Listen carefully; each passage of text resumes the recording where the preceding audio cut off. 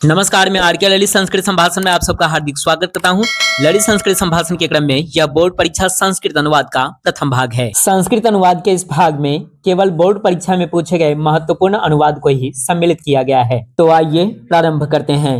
भिक्षुक को धन दो, भिक्षुकाय धनम देहि। गरीबों को वस्त्र दो, दरिद्रेभ्यः वस्त्रम देहि। भिखारियों को भीख दो, भिक्षुकेभ्यः भिक्षाम देहि। गरीब छात्रों को पुस्तक दो, दरिद्रेभ्यः छात्रेभ्यः पुस्तकम देहि। गरीबों को धन दो, दरिद्रेभ्यः धनम देहि। गरीबों को अन्न दो, दरिद्रेभ्यः अन्नम देहि। मुझे पुस्तक दो, मह्यम पुस्तकम देहि। राजा ब्राह्मण को वस्त्र देता है, राजा ब्राह्मणाय वस्त्रम ददाति। इन सभी वाक्यों के संस्कृत अनुवाद में दानार्थ चतुर्थी सूत्र का प्रयोग किया गया है। दानार्थ चतुर्थी सूत्र का अर्थ है कि जिसको कुछ दिया जाता है उसमें चतुर्थी विभक्ति होती है। जैसे पहले उदाहरण में भिक्षुक को धन दिया गया है, इसलिए भिक्षुक में चतुर्थी विभक्ति लगाकर भिक्षुकाय लिखा गया है। इन उदाहरणों में आप देख सकते हैं कि किसी शब्द को चतुर्थी विभक्ति एक वचन में लिखने के लिए शब्द के अंत में आय का प्रयोग किया गया है। जैसे भिक्षुक को भिक्षुकाय, ब्राह्मण को ब्राह्मणाय, शिक्षक को शिक्षकाय इत्यादि। साथ ही आप यह भी देख सकते हैं कि किसी शब्द को चतुर्थी विभक्ति बहुवचन में लिखने के लिए उसके अंत में एभ्यः जोड़ा जाता है। जैसे गरीबों को दरिद्रेभ्यः, भिखारियों को भिक्षुकेभ्यः, ब्राह्मणों को ब्राह्मणेभ्यः, शिक्षकों को शिक्षकेभ्यः इत्यादि। यदि आप किसी शब्द को चतुर्थी विभक्ति में लिखना चाहते हैं तो चतुर्थी विभक्ति भाग 1 और चतुर्थी विभक्ति भाग 2 वाला वीडियो अवश्य देखें। 7वें वाक्य में मुझे को मह्यम लिखा गया है, जिसमें ह य संयुक्त है।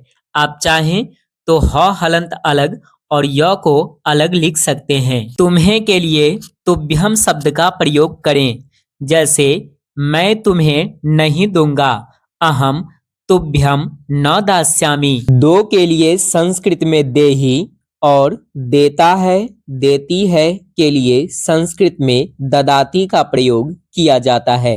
मुझे लड्डू अच्छा लगता है, मह्यम मोदकम रोचते। मुझे संस्कृत अच्छी लगती है, मह्यम संस्कृतम रोचते। मुझे मोदक अच्छा लगता है, मह्यम मोदकम रोचते। ब्राह्मण को मधुर प्रिय है, ब्राह्मणाय मधुरम रोचते। मुझको भ्रमण अच्छा लगता है, मह्यम भ्रमणम रोचते। मुझे पढ़ाई अच्छी लगती है, मह्यम पठनम रोचते। मुझे मिठाई अच्छी लगती है, मह्यम मिष्टान्नम रोचते। मुझे पर्यटन अच्छा लगता है, मह्यम पर्यटनम रोचते। तुम्हें मिठाई अच्छी लगती है, तुभ्यम मिष्टान्नम रोचते। इन सभी वाक्यों के संस्कृत अनुवाद में रुच्यर्थानां प्रीयमाणः सूत्र का प्रयोग किया गया है। रुच्यर्थानां प्रीयमाणः सूत्र का अर्थ है जिसको कोई चीज अच्छी लगती है या रुचती है, उसमें चतुर्थी विभक्ति होती है। जैसे श्याम को अच्छा लगता है, श्यामाय रोचते। मोहन को अच्छा लगता है, मोहनाय रोचते। इन दोनों वाक्यों में श्याम और मोहन को अच्छा लगता है। मुझे के लिए लिखा गया शब्द मह्यम और तुम्हें के लिए लिखा गया शब्द तुभ्यम चतुर्थी विभक्ति एक वचन में है। कोई एक चीज या एक व्यक्ति अच्छा लगता हो तो रोचते का प्रयोग करेंगे। यदि दो या दो से अधिक चीज या व्यक्ति अच्छे लगते हो तो रोचन्ते का प्रयोग किया जाएगा। जैसे मोहन को बच्चा अच्छा लगता है, मोहनाय बालः रोचते। मोहन को बच्चे अच्छे लगते हैं, मोहनाय बालाः रोचन्ते।